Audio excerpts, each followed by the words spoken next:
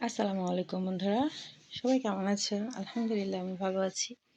আজকে আমি আপনাদের সাথে আরেকটি ছোট্ট ব্লগ শেয়ার করতে আসছি। আশা করি আপনাদের ভালো লাগবে এবং ভালো লাগলে অবশ্যই আমার পাশে থাকবেন। গতকাল মধ্যরাতে হঠাৎ আমার হাজবেন্ড বলল নুডলস খেতে ইচ্ছে করছে।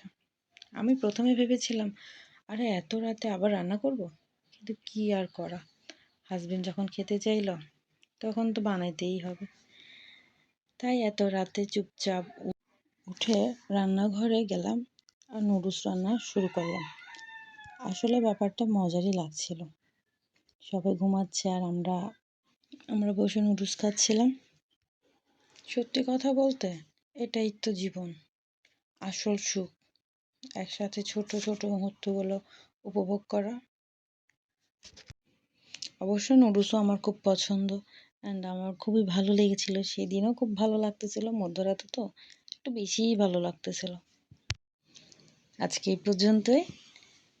ভালো থাকবেন সবাই আর আমাদের জন্য দোয়া করবেন।